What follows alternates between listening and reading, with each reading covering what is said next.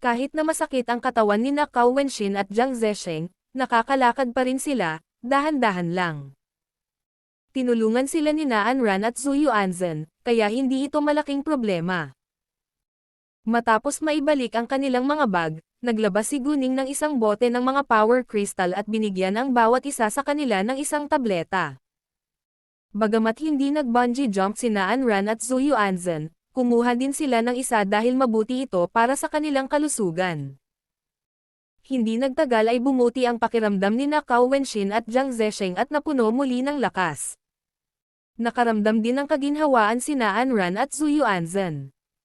Nang mga oras na iyon ay oras na ng tanghalian, kaya sabay silang magtanghalian. Ningning, aakyat tayo ng bundok mamaya. Bakit hindi ka sumama sa amin? Magsasaya rin tayo sa isang bar ngayong gabi pagkatapos ng hapunan, sabi ni Cao Wenshin. Wala siyang balak umuwi ng maaga ngayon. Bukod pa rito, hindi sila madalas na nagtitipon, kaya gusto nilang i-enjoy ang buong araw na magkasama. I'm afraid I can't, kasi aalis ako papuntang CTF bukas. Kailangan kong bumalik sa bahay ng pamilyang Tang ngayong gabi, ang National College Entrance Examination ay malapit na, sabi ni Guning. Mabuti, sabi ni Cao Wenshin.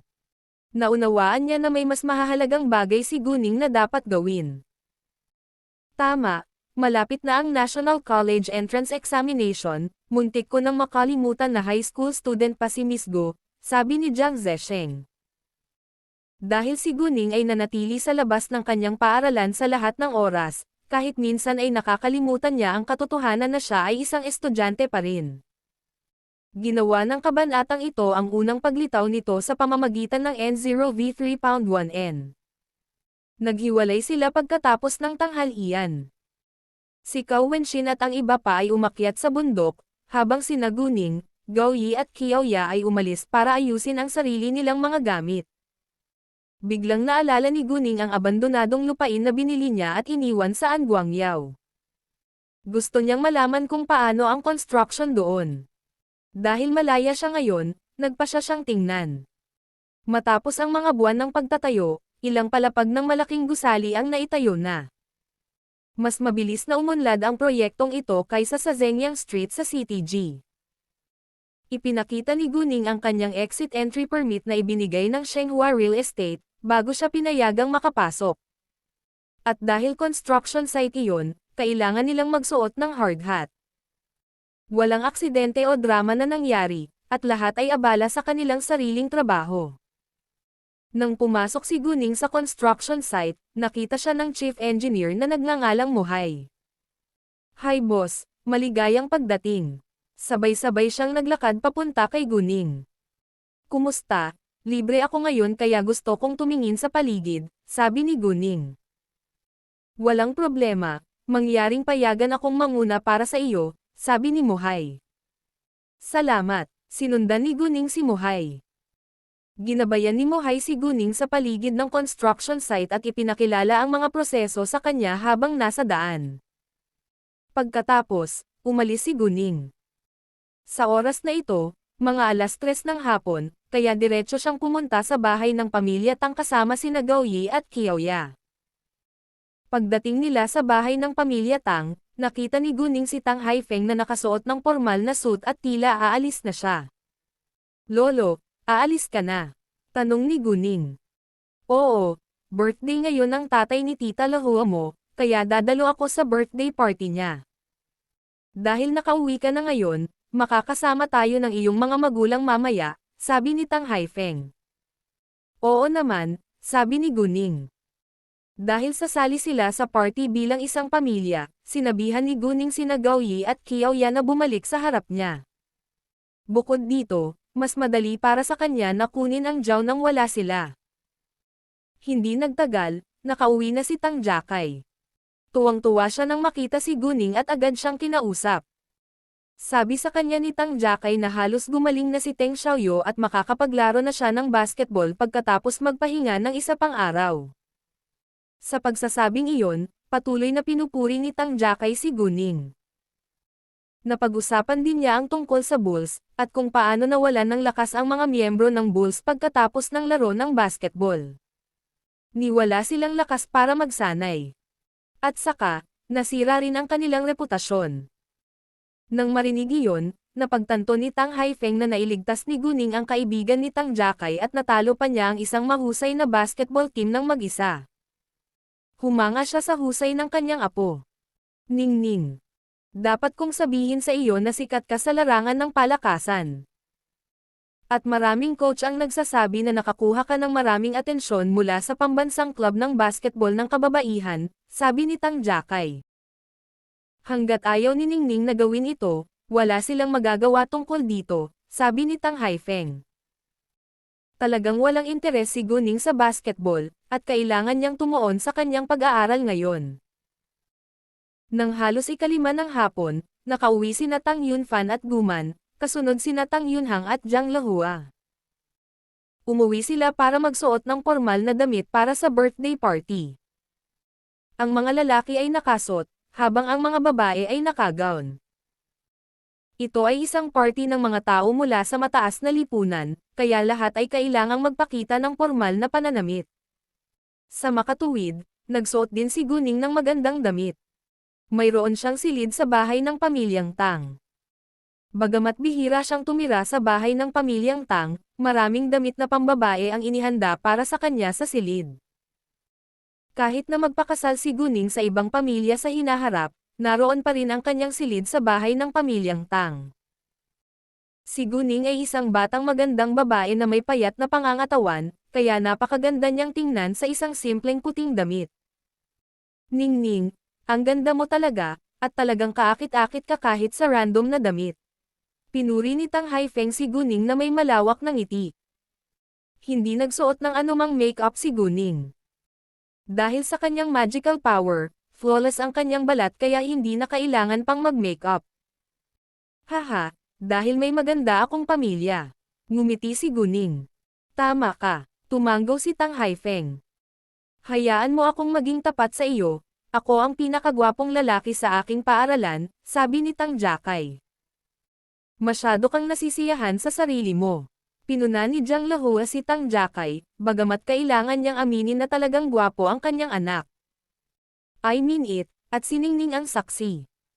Nakita niya ang isang malaking grupo ng mga babae sa paligid ko sa aking paaralan, at lahat sila ay hinahangaan ko.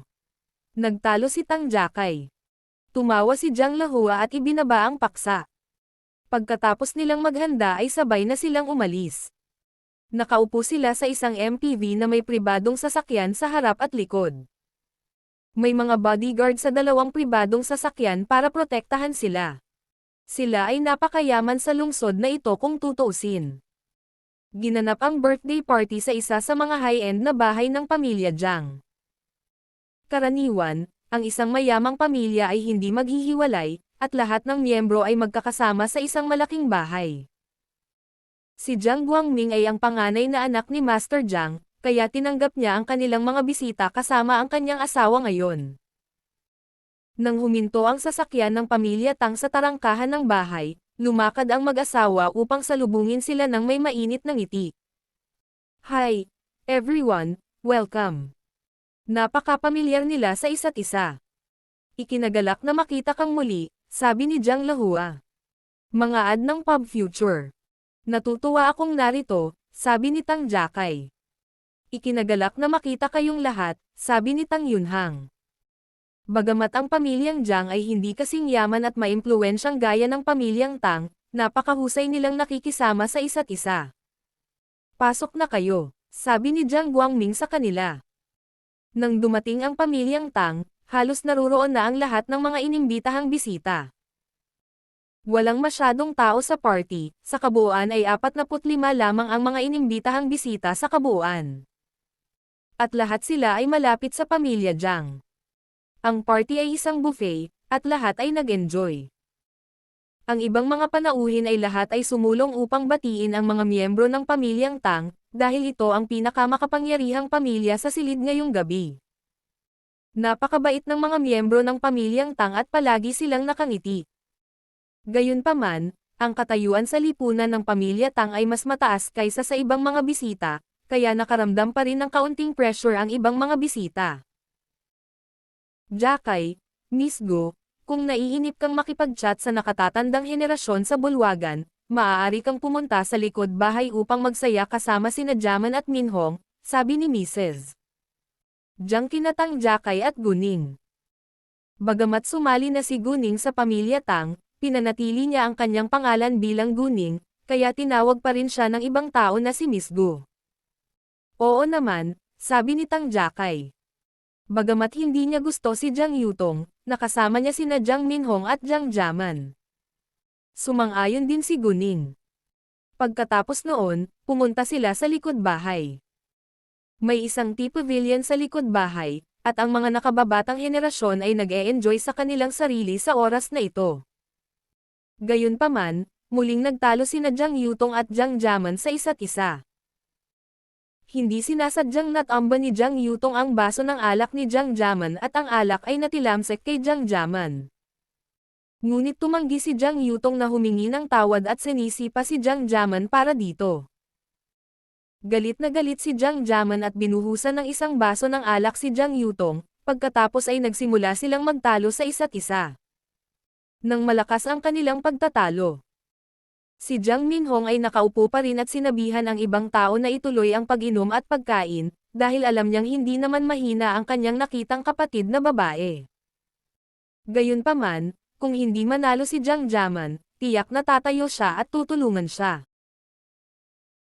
Kung si Jiang Yutong ay binubuli ng ibang tao sa labas, matutuwa siya kapag hindi ito seryoso at tutulungan lang siya kapag naging masyadong marahas ito.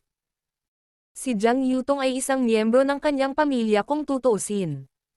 Sa oras na ito, nakita ni Guning ang isang pamilyar na mukha, at ang tao ay si Zhao Fulin. Ang pamilya ni Zhao Fulin pala ay kamag-anak ng pamilya Jiang. Lumapit sa kanila sina Guning at Tang Jakay, at unang napansin sila ni Jiang Minhong. Tumayo siya para salubungin sila kaagad. Hi, welcome, halika dito at maupo ka. Kilala ni Jiang Minhong si Guning mula sa kasal nina Tang Yunfan at Guman. Gayunpaman, hindi sila pamilyar sa isa't isa, kaya tinawag niya itong Miss Go. Nang marinig ang boses ni Jiang Minhong, tumigil sa pagtatalo sina Jiang Jaman at Jiang Yutong, pagkatapos ay lumingon kay Guning at Tang Jakay. Hi, Jakay, Miss Go. Bumalik sa normal ang mukha ni Jiang Jaman at magalang na binati sila. Si Jiang Yutong, sa kabaligtaran, ay bumantong hininga at nagpalit ng damit. Si Tang Jakay at Guning ay walang pakialam sa ugali ni Jiang Yutong.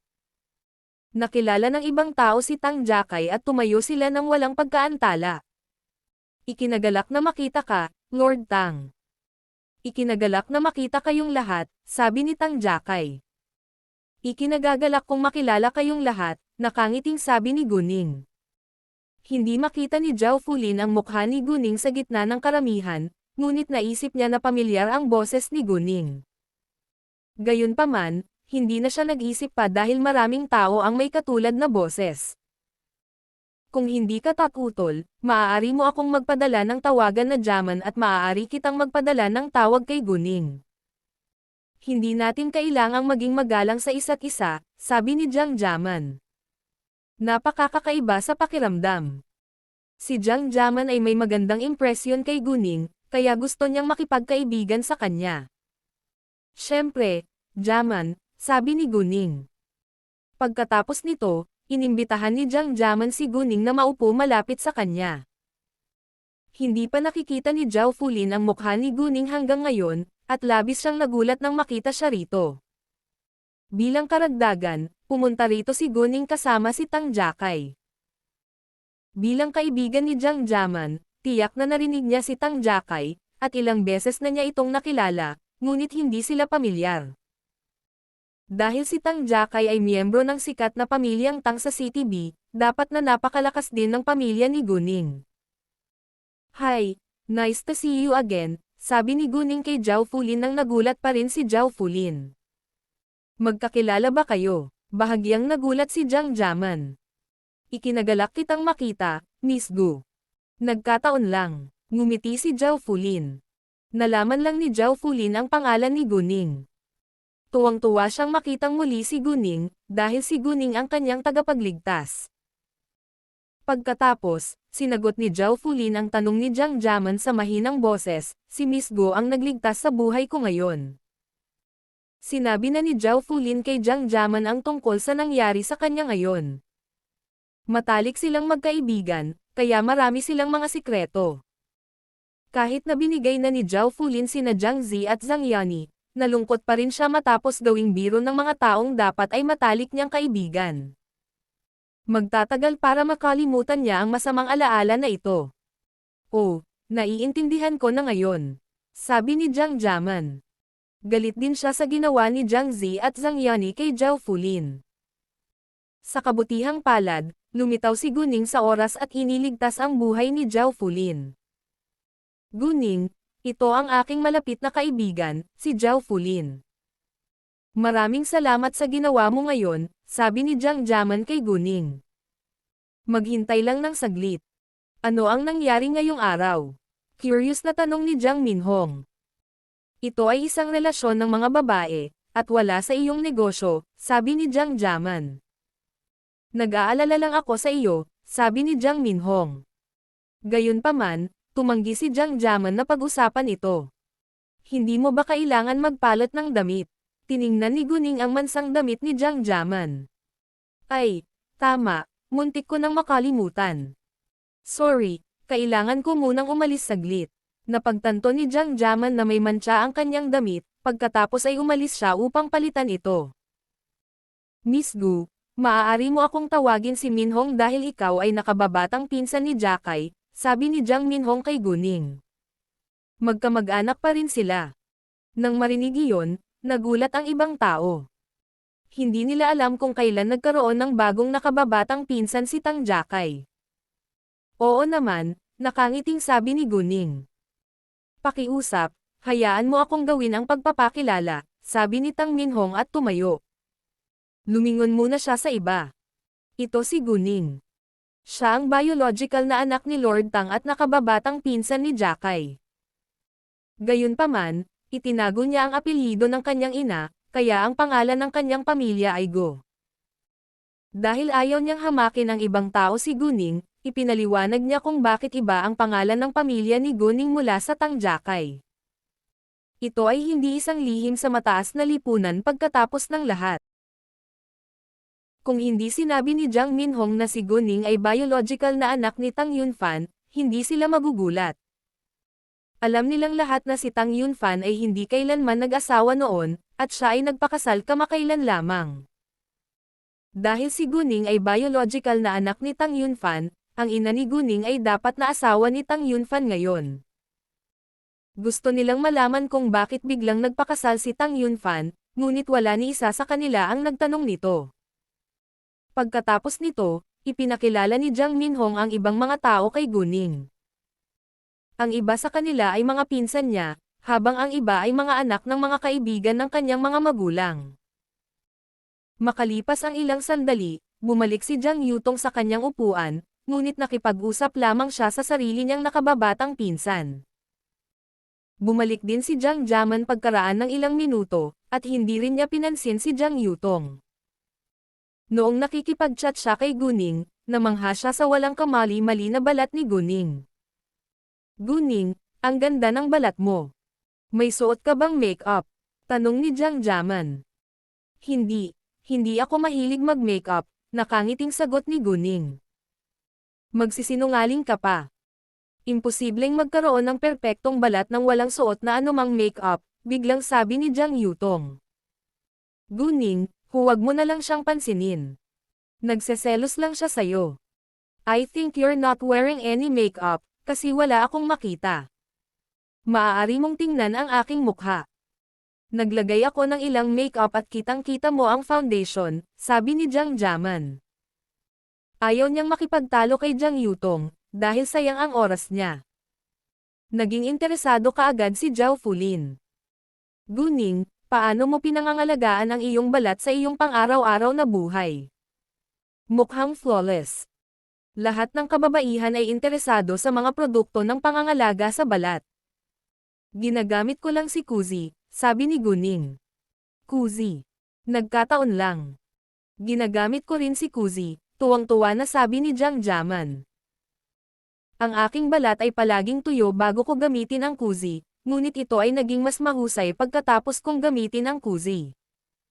Ang Kuzi ang paborito kong brand ng skincare ngayon.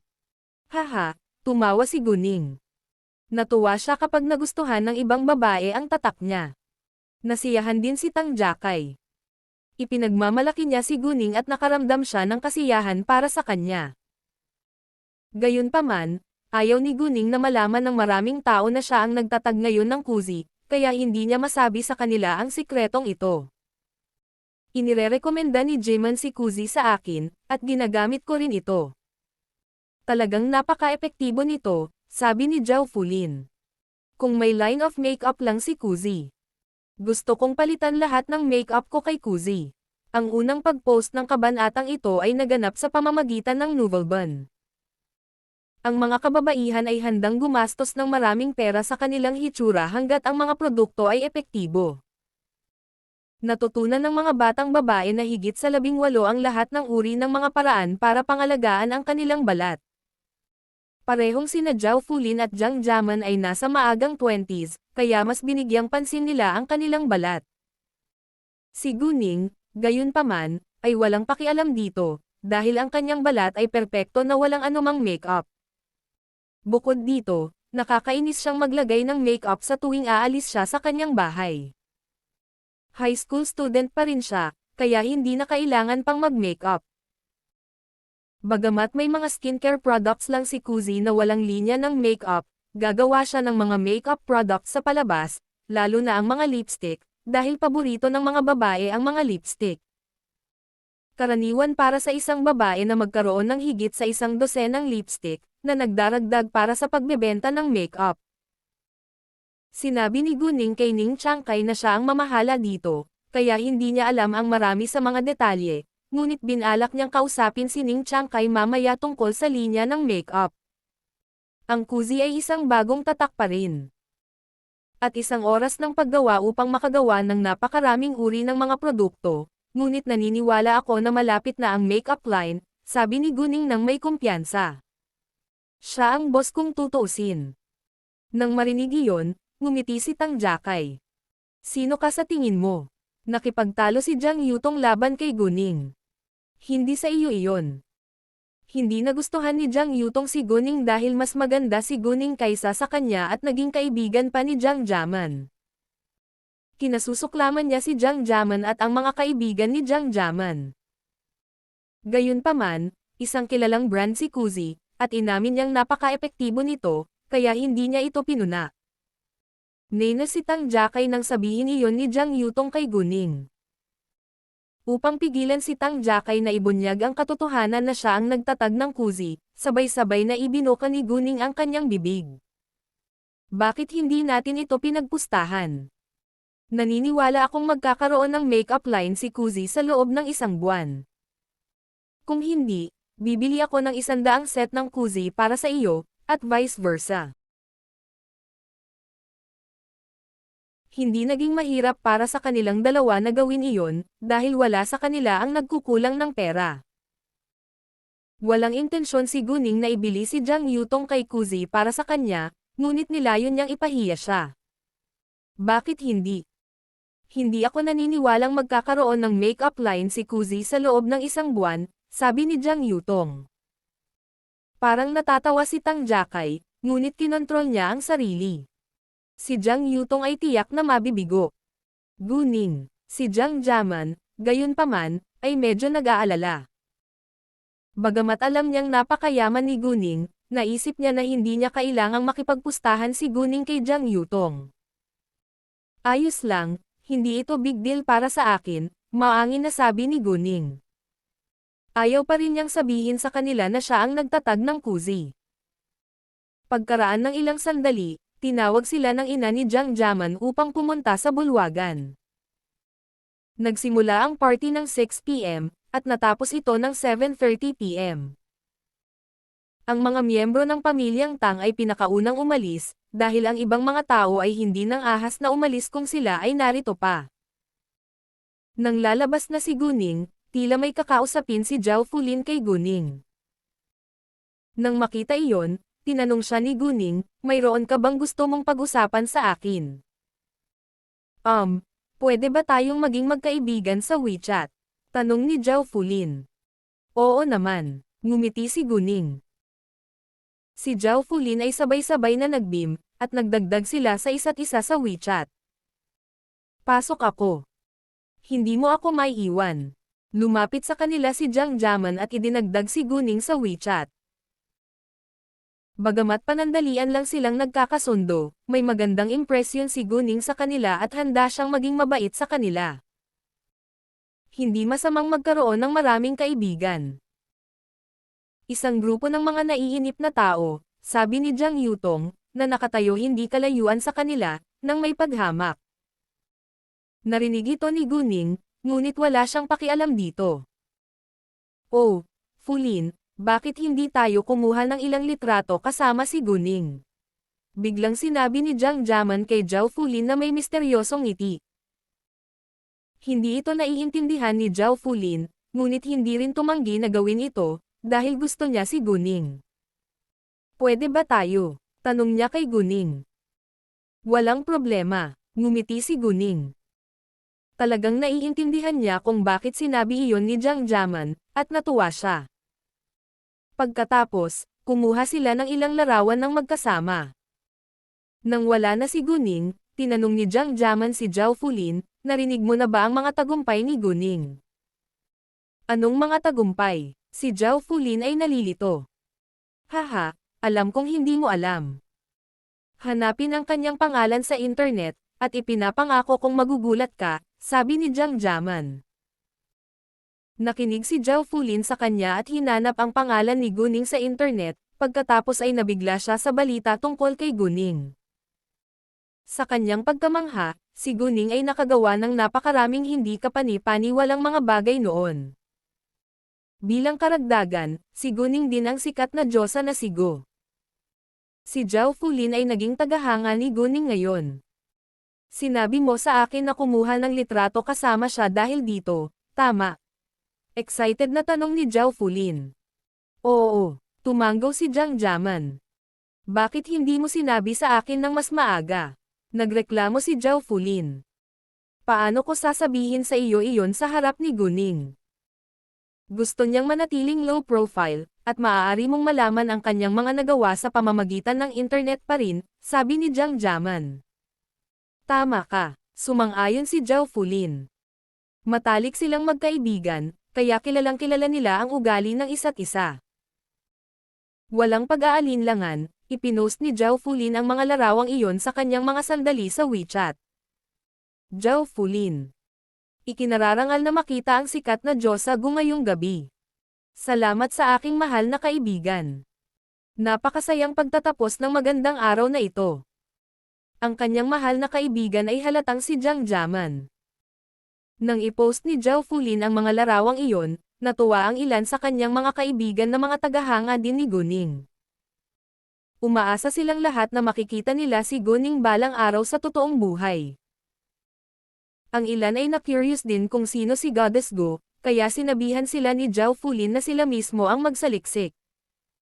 Sa loob ng maikling panahon, mas maraming tao ang naging tagahanga ni Guning. Si Zhang Yani ay nasa friend circle din ni Zhao Fulin, dahil hindi pa siya tinatanggal ni Zhao Fulin. Nang makita niya ang mga larawan, hinanap niya ang pangalan ni Guning sa internet nang walang pagkaantala. Matapos basahin ang maraming balita tungkol kay Guning, namangha rin siya. Kasabay nito, mas naiinggit si Zhang Yani kay Zhao Fulin ngayon. Si Zhao Fulin ay mas maganda kaysa sa kanya, at ang pamilya ni Zhao Fulin ay mas mayaman din kaysa sa kanyang pamilya. Kahit na ang batang lalaki na nagustuhan niya ay humanga kay Zhao Fulin noong una. Pagkatapos, nang si Zhao Fulin ay nasa panganib, nagpakita si Guning at iniligtas ang kanyang buhay. Wow, Nagulat ako na si Zhao Fulin ay may grupo ng napakaraming matagumpay na kaibigan, sabi ni Jiang Zi. Nang marinig iyon, natarante si Zhang Yani at sinadya niyang sinabing, swerte siya, ngunit hindi mabait. Hanggat alam pa ni Guning ang tungkol sa kanya, iiwanan siya. Walang tiwala si Zhang Yani sa kanyang sarili, kaya ginawa niya ang lahat para manatili si Jiang Zi sa kanyang tabi. Gayunpaman, hindi niya alam na snobbish talaga si Jiang Zi. Isa sa mga dahilan kung bakit niya hinabol si Zhang Yani ay dahil si Zhang Yani ay isang lokal na mamamayan sa CTB. Ang pamilya ni Zhang Yani ay kasangkot sa negosyo, at ang kanyang pamilya ay bumili ng isang bachelor-style apartment para sa kanya. Si Jiang Zi, sa kabilang banda, ay mula sa isang maliit na lungsod at ang kanyang pamilya ay hindi mayaman, kaya hindi niya kayang bumili ng isang bachelor-style apartment sa CTB. Kaya, kahit na si Jiang Zi ay hindi kayang bumili ng isang bahay sa CTB, umaasa siyang matutulungan siya ni Zhang Yani. Si Zhang Yani ay mayroon lamang isang bachelor-style na apartment, ngunit siya ay mas mayaman kaysa sa mga kabataang iyon na wala nang matitirhan. Bilang karagdagan, si Zhang Yani ay ang tanging anak na babae sa kanyang pamilya, at ang kayamanan ng kanyang pamilya ay magiging kanya sa hinaharap. Naunawaan din ni Jiang Zi na hindi siya namumukod tangi sa kanyang mga kasamahan sa CTB, kaya hindi siya nang ahas na habulin ang isang babae na mas mataas ang posisyon sa lipunan kaysa sa kanya. Parang nasa luxurious party sila from the background of the photos. Karaniwan, mayaman o makapangyarihang tao lamang ang maaaring dumalo sa isang party na tulad nito. Ano ang ikinabubuhay ng pamilya ni Zhao Fulin? Biglang tanong ni Jiang Zi. Nang marinig iyon, kinabahan si Zhang Yani. Hindi ko alam, pero sobrang naiinggit siya sa akin pagkatapos malaman na may sarili akong apartment, sabi ni Zhang Yani. Nangangahulugan ito na ang pamilya ni Zhao Fulin ay hindi kayang bumili ng apartment. Tiyak na hindi iyon ang katotohanan, at sinadya itong sinabi ni Zhang Yani para pigilan si Jiang Zi na maging interesado kay Zhao Fulin. Sa katunayan, ang pamilya ni Zhao Fulin ay mas mayaman kaysa sa pamilya ni Zhang Yani. At saka, bumili na ang mga magulang ni Zhao Fulin ng isang malaking downtown house para sa kanya. Mayroon din siyang gawaan ng alak na walang pangalan ng milyon-milyong yuan kasama ang isang kotse sa ilalim ng kanyang mga sasakyan. Kaya naman, sobrang nainggit si Zhang Yani kay Zhao Fulin. Gayunpaman, ayaw ni Zhao Fulin na mamuhay ng mag-isa, at napakalaki ng bahay para sa kanya, kaya gusto niya palagi ng mas maliit na apartment. Nag-aaral pa siya sa kolehiyo, at naisip ng kanyang mga magulang na sapat na ang bahay para sa kanya, kaya nagpasya siyang bumili ng apartment ng mag-isa sa hinaharap kapag may trabaho na siya. Bagamat sinabi iyon ni Zhang Yani, naramdaman pa rin ni Jiang Zi na hindi ito tama. Talaga. Ang gown na suot niya sa mga larawan ay isang designer brand, at hindi bababa sa 10,000 yuan. Si Zhang Yani ay hindi nasisiyahan. Sino ang nakakaalam? Maaaring ito ay peke at hindi lamang ng daan-daang yuan. Itinikom ni Jiang Zi ang kanyang bibig at ibinaba ang paksa, ngunit mayroon pa rin siyang pagdududa sa kanyang isipan. Nagpasya siyang alamin ang katotohanan mamaya. Kahit na si Zhang Yani ay kasintahan ni Jiang Zi ngayon, hindi gustong palampasin ni Jiang Zi ang pagkakataong umangat sa mas mataas na posisyon sa lipunan. Wala siyang pakialam sa ugali ni Zhao Fulin hanggat maaari siyang makinabang sa kanilang relasyon. Hindi na bumalik si Guning kasama si Tang Haifeng, at sa halip ay sumakay ng taxi pauwi. Alam ng mga miyembro ng pamilya niya na hindi siya mahinang babae, kaya pumayag silang umuwing mag-isa. Kasabay nito, pinaalalahanan pa rin siya ng mga ito na mag-ingat. Pagkatapos ay pumunta si Guning sa ilog at ibinalik ang Zhao sa telepathic eye space bago siya umuwi. Ito ay isang mahabang araw. Nakabalik na rin si Jiang Zi sa kanyang dorm room at tinawagan niya si Zhao Fulin ng walang pagkaantala. Sa sandaling ito, pinapatuyo ni Zhao Fulin ang kanyang buhok pagkatapos maligo. Nang makita ang tawag ni Jiang Zi, naalala ni Zhao Fulin na hindi pa niya na-blacklist ang numero nito, at ginawa niya ito kaagad. Bagamat nakaramdam pa rin siya ng lungkot at pagkabigo dahil talagang nagustuhan niya si Jiang Zi, mas mahalaga ang kanyang dignidad sa kanyang mga mata. Nena si Jiang Zi nang tumanggi si Zhao Fulin na sagutin ang kanyang tawag. Paulit-ulit niya itong tinatawag, ngunit hindi siya makausap, pagkatapos ay nalaman niyang na-blacklist lang ni Zhao Fulin ang kanyang numero. Bakit niya gagawin iyon? Hindi ito naintindihan ni Jiang Zi. Dahil tumanggi si Zhao Fulin na sagutin ang kanyang mga tawag, nagsimula siyang magpadala ng mga mensahe sa kanya sa WeChat. Jiang Zi, bakit ayaw mong sagutin ang mga tawag ko? Pagtatanong niya sa kanya. Gayunpaman, nabigong may padala ang mensahe kay Zhao Fulin dahil na-delete na siya ni Zhao Fulin sa listahan ng kanyang kaibigan. Galit na galit si Jiang Zi, at muntik nang masira ang kanyang telepono sa lupa. Kinaumagahan, pinalibutan siya ng ilan sa mga kaklase ni Zhao Fulin nang dumating siya sa silid-aralan. Nakita nilang lahat ang mga larawang ipinost ni Zhao Fulin sa kanyang WeChat moments, at naiinggit sila sa kanya. Puno ng selos si Zhang Yani ngayong si Zhao Fulin ang pinagtutuunan ng pansin ng mga tao. Hi, Fulin, nakita ko ang mga larawang pinost mo kahapon. Kaibigan ka ba ni Guning? Hindi napigilan ni Zhang Yani na tanungin si Zhao Fulin. Oo, nagkita kami sa isang party kahapon, sabi ni Zhao Fulin sa ilalim ng inaasahan nilang mga kaklase. Magkaibigan ba kayo? Tanong ulit ni Zhang Yani. Talagang ayaw niyang marinig na si Zhao Fulin ay mabuting kaibigan ni Guning. Si Zhao Fulin ay mas mahusay kaysa sa kanya sa bawat aspeto, ngunit tumanggi siyang tanggapin ito. Oo, magkaibigan ba kayo? Madali bang pakisamahan si Goddess Gu? Panipi tuldok panipi. Na-curious din ang ilang kaklase.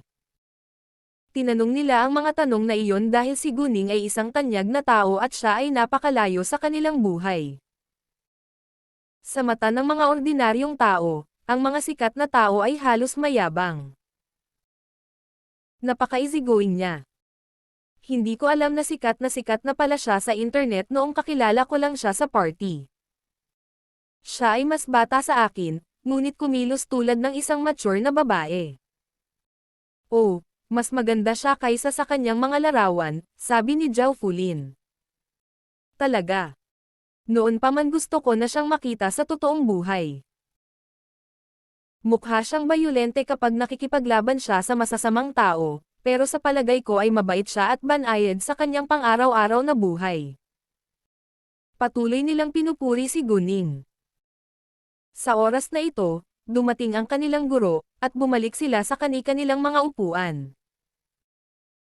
Hindi na maiinggit si Zhang Yani kay Zhao Fulin ngayon pagkatapos malaman na maayos ang pakikitungo niya kay Guning kagabi. Kung si Zhao Fulin ay may isang celebrity bilang isang kaibigan, mas maraming mga kaklase ang suporta sa kanya. Naikuyom ni Zhang Yani ang kanyang mga kamao. Hindi niya papayagan si Zhao Fulin na maging mas kapansin-pansin kaysa sa kanya. Noong 8 ng umaga, natapos na ni Guning ang kanyang almusal. Pagkatapos magpahinga ng ilang sandali, tinawagan niya si Ning Changkai. Kumusta, Tiyo Ning, maginhawa ba para sa iyo ngayon? Oo, anong meron? Kalalabas lang ni Ning Changkai sa kanyang bahay at naglalakad papuntang parking lot. Kailan makakagawa si Kuzi ng mga pampaganda? Tanong ni Guning. Mayroon kaming ideya na gawin iyon ilang araw na ang nakakaraan. Ngunit ang aming mga produkto ng pangangalaga sa balat ay palaging kulang sa supply, kaya wala pa kaming ibang linya ng produksyon para sa mas mababang pampaganda, sabi ni Ning Changkai.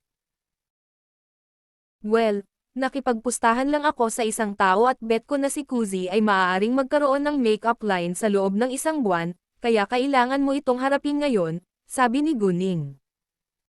Maghatid ng isang batch ng mga makeup na produkto sa CTB kapag tapos na ito. Ano? Sino ang nakipagpustahan sa iyo? Natuwa si Ning Changkai. Si Guning ang boss ni Kuzi, at nasa kanya na lahat kung magkakaroon sila ng makeup line. Hanggat gusto ni Guning, maaari silang magkaroon ng make-up line sa loob ng 1 linggo.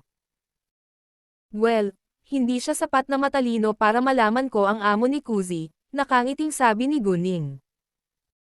Anyway, maraming tao ang gusto ng Kuzi makeup, para makapag-produce muna kami. Sige, walang problema, sumang-ayon si Ning Chiangkai. Sa 8:30 AM umalis si Guning at ang kanyang mga bodyguard papuntang airport.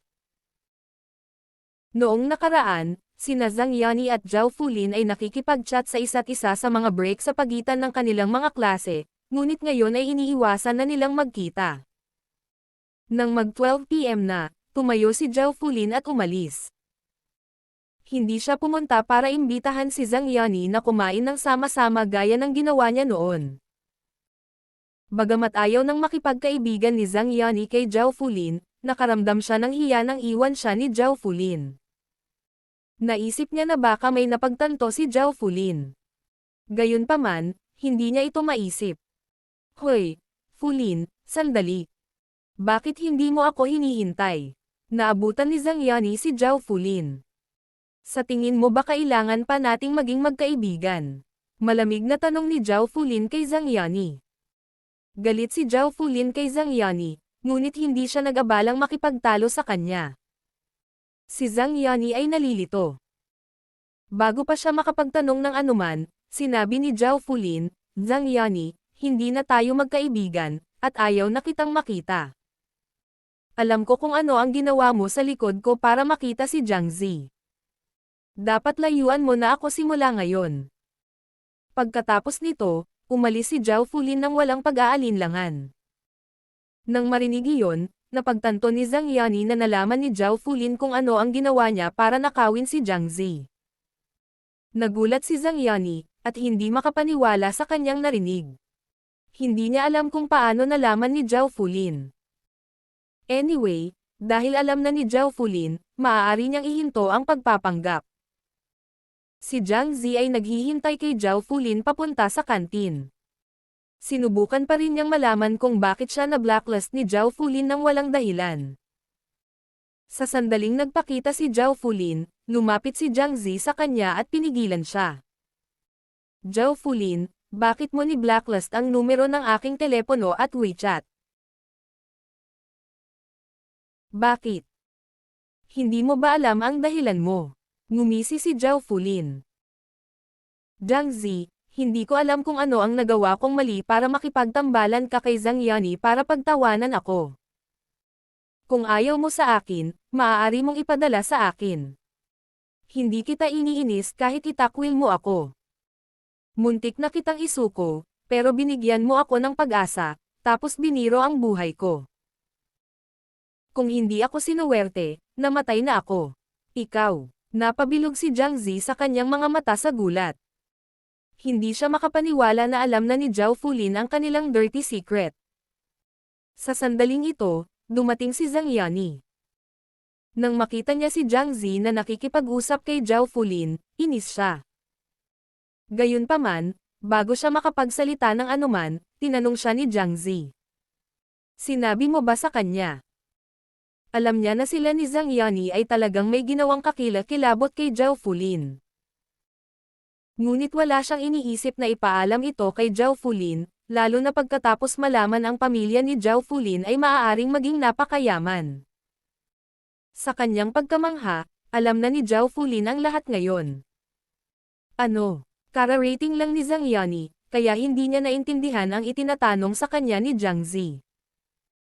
Wala ni isa sa inyo ang nagsabi sa akin, nalaman ko ang sarili ko, sabi ni Zhao Fulin. Marahil ako ay mabagal sa pagkuha, ngunit hindi ako pipi. Sa totoo lang, dapat magpasalamat si Zhao Fulin kay Guning. Kung hindi dahil sa mabait na payo ni Guning, hindi niya malalaman ang katotohanan. Fulin, hindi pagkakaintindihan. Wala akong intensyon na pagtawanan ka. Si Jiang Zi ay balisa. Malinaw na alam mo ang ginawa mo. Magmula ngayon dapat na kayong dalawa lumayo sa akin. Sabi ni Jiang Zi at gustong umalis, pero pinigilan siya ni Jiang Zi. Jiang Zi, nagalit si Zhang Yani nang makita iyon. Dahil alam na ni Zhao Fulin, hindi na nila kailangang ipaliwanag ito, maliban na lang kung muling naakit si Jiang Ze kay Zhao Fulin. Sa pag-iisip niyan, galit na galit si Zhang Yani, ngunit sinisi niya si Zhao Fulin. Kahit na talagang interesado si Jiang Ze sa pamilya ni Zhao Fulin, naniniwala pa rin si Zhang Yani na kasalanan ni Zhao Fulin. Dahil si Zhang Yani ay labis na nagmamahal kay Jiang Ze, nawalan siya ng dahilan. Bitawan mo ako. Nagalit si Zhao Fulin at kibot-balikat ang kamay ni Jiang Ze. Fulin. Natarante si Jiang Ze. Jiang Ze, hindi ako kasenje mo. Kayo ang mapapahiya kapag naging sensasyon, sabi ni Zhao Fulin sa malamig na tono at umalis.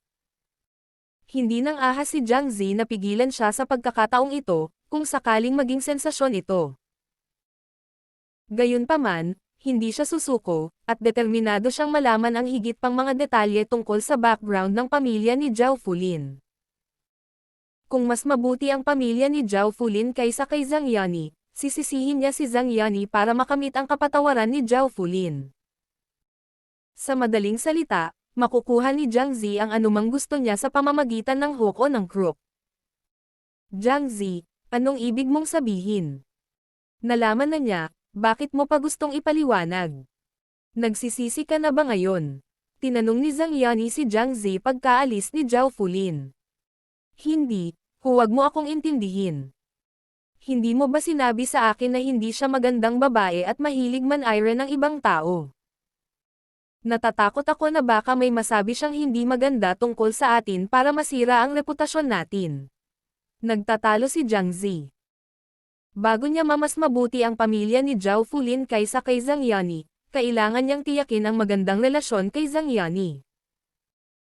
Sa ganoong paraan, kung alam niyang hindi mas mahusay ang pamilya ni Zhao Fulin kaysa kay Zhang Yani, makakasama pa rin niya si Zhang Yani. Talaga? Tanong ni Zhang Yani kay Jiang Ze, bagamat naniwala na siya sa mga salita nito. Sinadya ko, sabi ni Jiang Ze. Dahil sinabi niya iyon, itinikom ni Zhang Yani ang kanyang bibig, at sabay silang nagtungo upang kumain. Dumating si Guning at ang kanyang mga bodyguard sa CTF noong mga alauna ng hapon, kaya sumakay sila ng taxi para mananghalian. Lunes ng tanghali, at nagpa siya si Guning na pumunta sa kanyang mga klase bukas. Dahil nakabalik na si Guning sa CTF ngayon, nagpa siya siyang imbitahan ang kanyang mga kaibigan na kumain ng sama-sama at binanggit niya, at sila sa kanilang WeChat group mamaya. Si Guning ay nagpakita sa WeChat group, kaya nasasabik ang kanyang mga kaibigan na makita ang kanyang mensahe. Bagamat malapit na ang National College Entrance Examination, kailangan pa rin nila ng oras para makapagpahinga. Sinabi nila kay Guning na gusto nilang magkaroon ng seafood sa isang sikat na 5-star hotel, at pumayag si Guning. Anyway, hindi naman siya nagkukulang ng pera. Speaking of seafood, biglang naalala ni Guning na may higanteng yellow croaker sa kanyang telepathic eye space ngayon.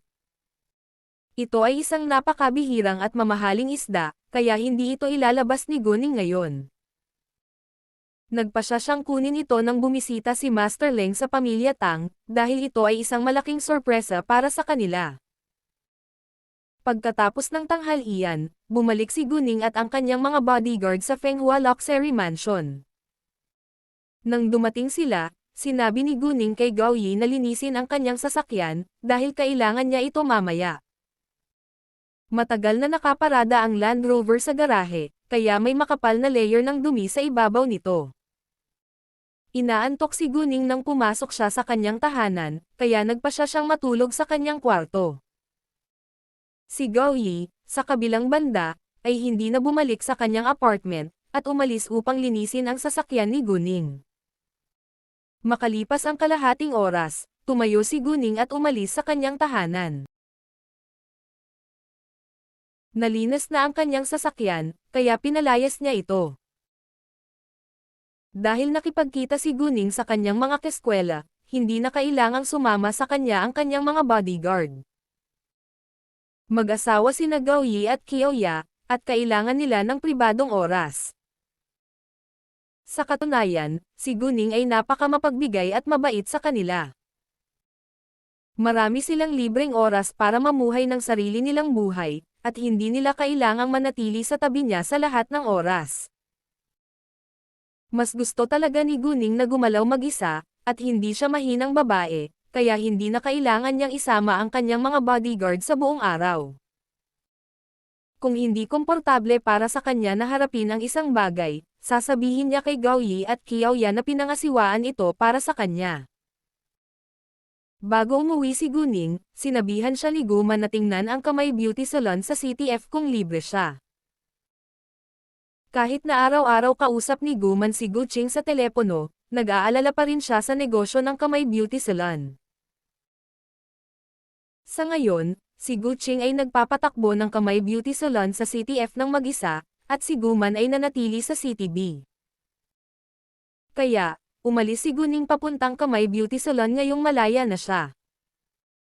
Sikat na sikat din ang Kamay Beauty Salon sa CTF, dahil ligtas ang mga skincare na ginamit nito.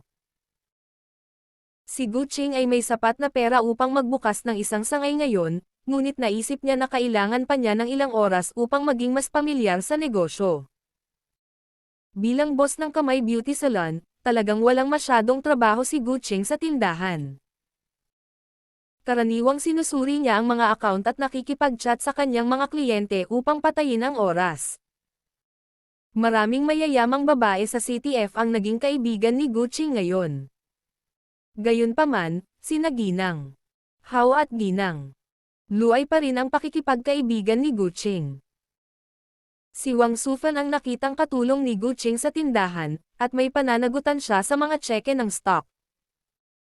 Kapag nauubusan na ng mga produkto ng skincare ang Kamay Beauty Salon, makikipag-ugnayan si Wang Sufan kay Cola Ine para sa karagdagang stock. Hindi ito isang mahirap na trabaho, ngunit hindi rin ito madali.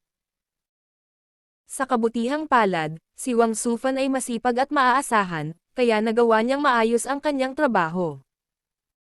Sa sandaling pumasok si Guning sa bulwagan, naglakad si Guching sa kanya na may malawak na ngiti. Hi, Ningning. Alam niyang babalik si Guning sa mga araw na ito, kaya hindi na siya nagulat nang makita siya. Bukod dito, labis niyang namiss si Guning pagkatapos nilang magkahiwalay ng napakatagal. Hi, Tita Ching. Ngumiti si Guning. Ayos na ba ang lahat sa tindahang ito? May na-encounter ka bang problema habang wala ako? Masyadong sikat at matagumpay ang Kamay Beauty Salon ngayon, kaya nag-aalala si Guning na baka magdulot sa kanila ng problema sa kanilang mga katunggali. Nangyari na ito noon pa man. Lahat ay maayos, at walang nagdulot sa atin ng kaguluhan, sabi ni Guching. Siya ay lubos na nasisiyahan sa negosyo ngayon. Dahil sa mga masamang skincare na ginawa ni Guning, parami ng parami ang mga babae ang naging tapat nilang customer. Maraming tao ang nainggit sa kasikatan ng Kamay Beauty Salon, ngunit wala sa kanila ang nang-ahas na gumawa ng anumang problema sa kanila ngayon. 2/3 ng membership ng Kamay Beauty Salon ay mga mayayamang babae sa CTF, kaya walang gustong manginis sa kanila. Nakuha ng ilang negosyante ang numero ng telepono ni Cola Ine mula kay Guching kaya nagpunta silang mag-isa na magbukas ng tindahan. Handa si Guching na ibigay sa kanila ang numero ni Cola Ine, dahil hindi siya natatakot na maging mas matagumpay sila kaysa sa kanya. Ito ay kumpanya pa rin ni Guning, at makikinabang sila dito kung mas maraming tao ang nagbebenta ng mga produkto na ginawa ni Cola Ine. Bilang karagdagan, ang Kamay Beauty Salon ay mayroon ng malaking bilang ng mga tapat na miyembro ng VIP, at karamihan sa kanila ay ayaw pumunta sa ibang lugar upang pangalagaan ang kanilang balat. Bilang resulta, ang Kamay Beauty Salon ay kumikita pa rin.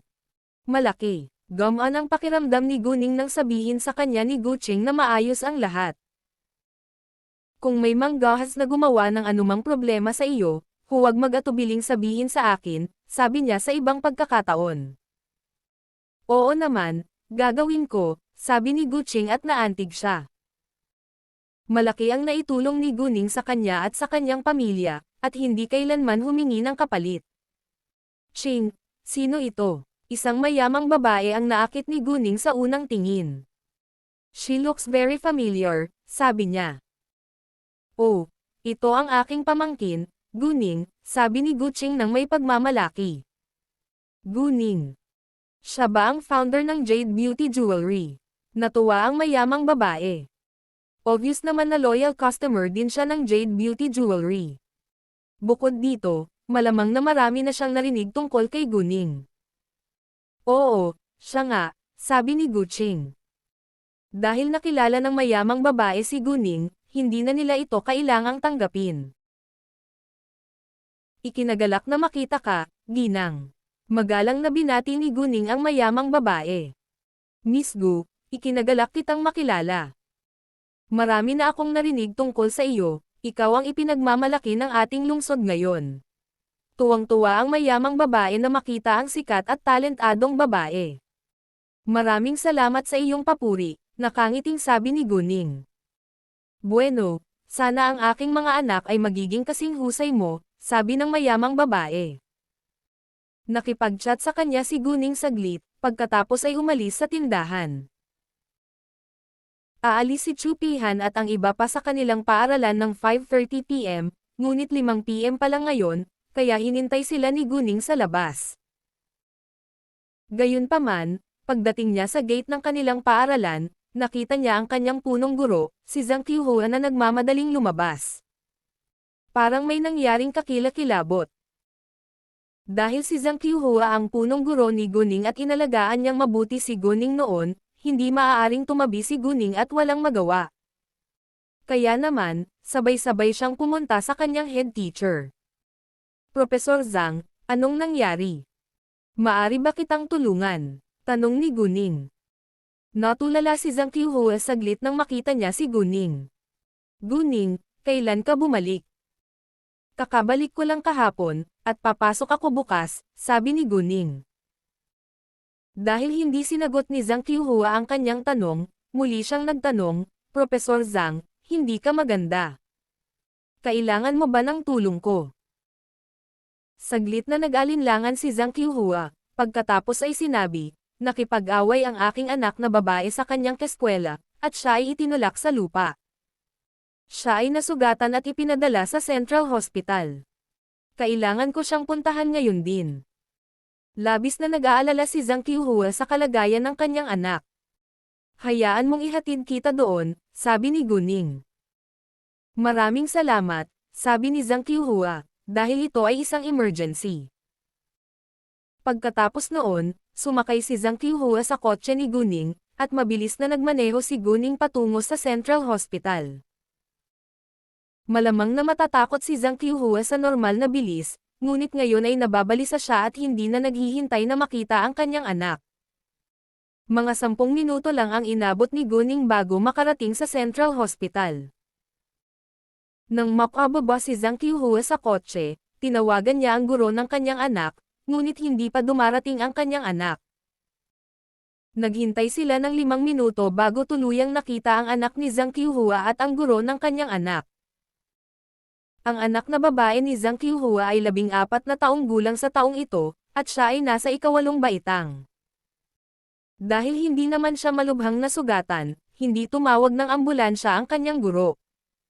Dinala lang siya sa ospital sakay ng kotse ng kanilang paaralan. Tinakpan ng anak ni Zhang Qiuhua ang kanyang noo nang umalis siya sa sasakyan, at inalalayan siya ng isang batang babaeng guro. Jie. Agad na tumakbo si Zhang Qiuhua sa kanyang anak, na sinundan ni Guning. Nanay. Umiyak si Tao Jie nang makita niya ang kanyang ina. Mom, sobrang agrabyado ako ngayon. Hindi ako nagsulat ng love letter kay Wang Xiaokong, pero hindi ako pinaniwalaan. Sinampal at tinulak nila ako. May mga palm print na naiwan sa pisngi ni Tao Jie. Nang makita iyon, maging si Guning ay nagalit. Napansin ni Guning na si Tao Jie ay hindi malubhang nasugatan, kaya't hindi niya ito ginamaw kaagad, ngunit hindi niya pinahihintulutan ang mga bully na iyon na makatakas dito. Dapat ay mayroon muna tayong pagsusulit sa mga pinsala, at kailangan nating humingi ng hustisya. Galit na sabi ni Zhang Qiuhua. Hindi niya matitiis ang hindi makatwirang kahihiyan, at maaari itong mag-iwan ng malalim na peklat sa pag-iisip sa puso ni Tao Jiayi kung hindi niya ito hahaharap ng maayos. Ang guro ni Tao Jiayi, gayunpaman, ay hindi naisip na ito ay isang magandang ideya. Profesor Zhang, alam kong hindi ito kasalanan ni Tao Jiayi, ngunit sa palagay ko ay mas mabuting isuko mo ito, dahil ang pamilya ng babae ay napakalakas. Halata namang snob ang teacher na ito. Paano mo nasabi iyan pagkatapos na masugatan ang anak ko? Isa kang guro at dapat mong protektahan ang iyong mga estudyante. Galit si Zhang Qiuhua. Ang batang guro ay hindi naiinis, ngunit ngumisi, Profesor Zhang, sinabi ko iyon dahil sa aking kabaitan. Dahil ayaw mong makinig sa akin, kailangan mong dalhin ang resulta mo mismo. O talaga? Desidido kaming maghanap ng hustisya sa pagkakataong ito, sabi ni Guning. Naunawaan niya na walang malakas na suporta si Zhang Qiuhua, kaya handa siyang tulungan siya. Hindi siya kailanman nambubuli sa iba dahil sa background ng kanyang pamilya, ngunit hindi niya iniisip na turuan ng leksyon ang mga batang bully na iyon. Profesor Zhang, huwag kang mag-alala. Kaya kitang tulungan. Inaliw ni Guning si Zhang Qiuhua. Alam ni Zhang Qiuhua na may koneksyon si Guning sa matataas na lugar, kaya hindi siya nag-alala tungkol dito. Salamat, sabi ni Zhang Qiuhua at nakaramdam ng pasasalamat. Ang guro ni Tao Jiayi, sa kabilang banda, ay hindi inakala na mababago ni Guning ang sitwasyon.